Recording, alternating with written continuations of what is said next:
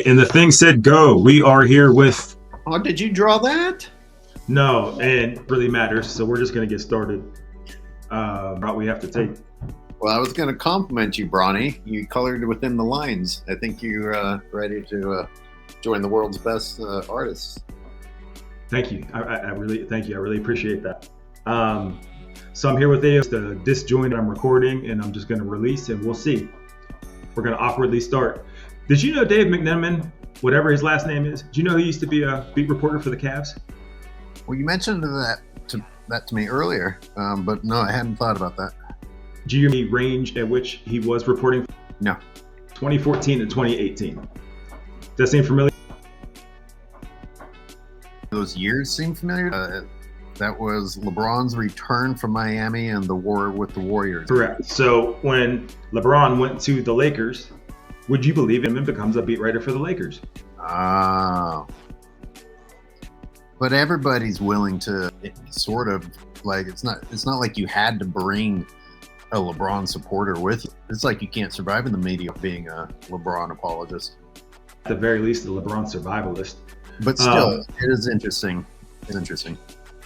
I bring him up because I pulled a quote from this article that he wrote after the 17-point just offensive masterpiece of a game from Bronny James.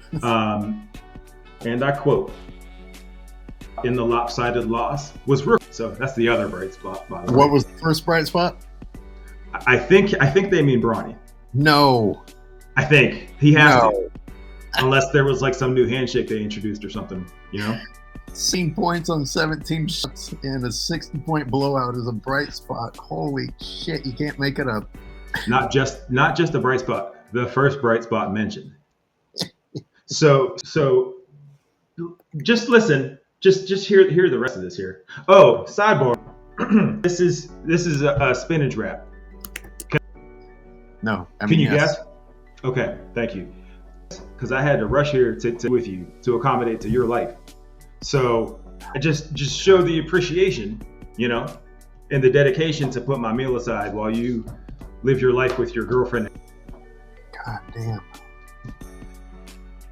You gonna be okay? We'll see. Anyways, I'm gonna finish this quote. The Lakers' other bright lopsided loss was rookie Quincy Oliver, who led Los Angeles with 22 points on 8 for 16 shooting, 5 for 9 from the three, and 7 rebounds. So that's the. Say all that again. Say the whole stat line again. The Lakers' other bright spot lopsided loss was rookie Quincy Oliveri, in Exhibit 10, who led Los Angeles with 22 points on 8 for 16 shooting, 5 for 9 from the three, and 7 rebounds. Impressive. It's not the first time he's done it this season, and this man is playing for his life right now to avoid being subjugated to the G League, which I'm going to get in. I'm seeing that 2 of Bronny's throws, so his shooting percentage is even worse than the point total would tell you. For the preseason, 4 points. Tell me who you think I'd be describing. For the 4 points per game, 30% from the field, 3 rebounds, I think it was 0.7 assists a game.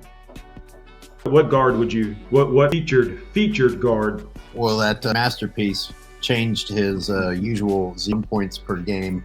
So if you calculate that by the number of games played, I'm going to say Bronny. Okay, you are correct. Quincy, on the other hand, and again, this is the guy on some weird Exhibit 10 contract.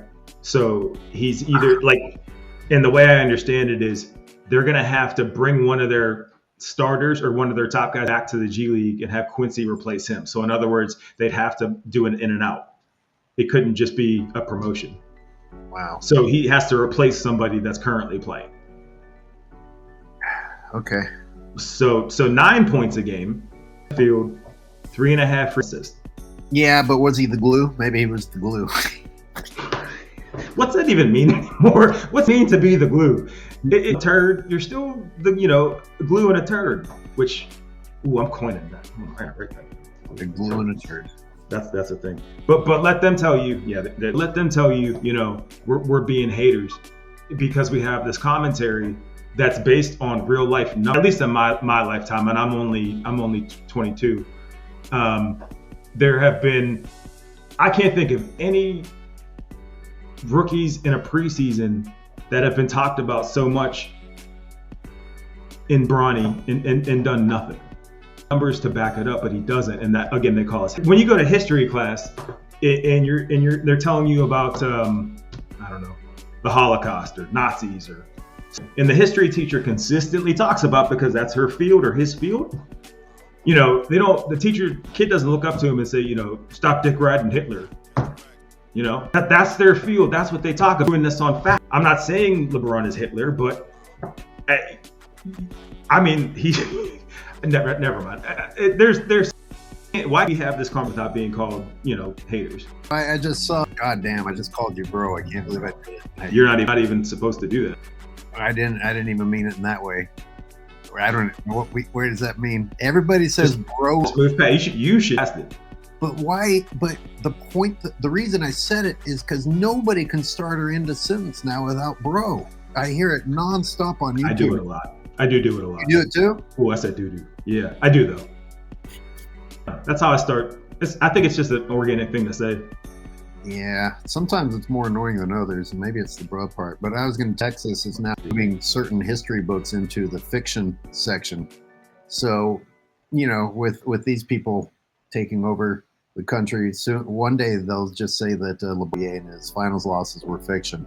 That didn't even happen either. That way you can keep living in the LeBron James fantasy world. I'll do you one. He has some scientists held hostage somewhere trying to build a time machine. So he can just go back and rewrite that shit himself. So, and okay. Yeah, thank you for the segue. Getting off track there. So his numbers are amazing. And, I'm sitting here, his first big game. I'm sitting here watching him just in this moment and talking about how much it means to me. And don't you know, here comes LeBron and AD hugging him, getting all these photo ops, and it's disgusting. And you listen to JJ talk. I always knew about this. It's the same thing about Connect. And at what point can we call them out? Why doesn't that happen? Even in the press conferences, it's so one-sided that I feel like we're like the in Star Wars, the rebels. Involving LeBron James, like people coming in to bring offerings to the king, and then at the end, pitifully have a little request. And could you please answer one question? I was wondering how good you feel about your magnificent performance. It's getting to the point though with people like Brian Windhorst where they're giving the points for whoever they're doing, and then they just decide to close the argument. You can't argue about LeBron James because it just shifts, and then they close it down. I don't know if you've noticed that.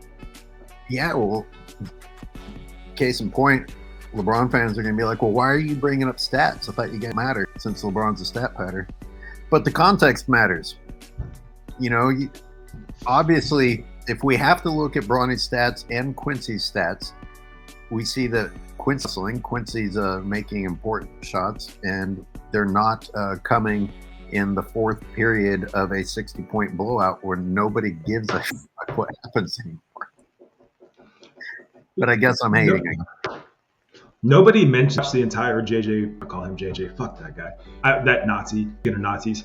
I saw that part of that press conference, and he's so he has this hubris about that. It's not earned. He found that using that attitude got him somewhere. It fooled enough people. It got him onto ESPN. Maybe he's fronting, or maybe that's purely he is, or maybe it's in which he acts overly confident in order to, he's always on the offense. Like, well, I'm going to come into this sounding like I'm the superior person, and that way I have an edge up. He's done that, his whole broadcasting career and now coaching career. Even about stuff, and that comes from an era of, I know better. I don't know if you knew recently debunked the hot hand theory. Tell me. Oh, I don't know shit about it. Just that they, JJ Reddick said they debunked it. Yeah, that's been burning in every mind. So, What the fuck is that? JJ, you're so. And as the reporters are awkwardly like, well, I don't want to get caught not knowing what theory is, so let's just be impressed.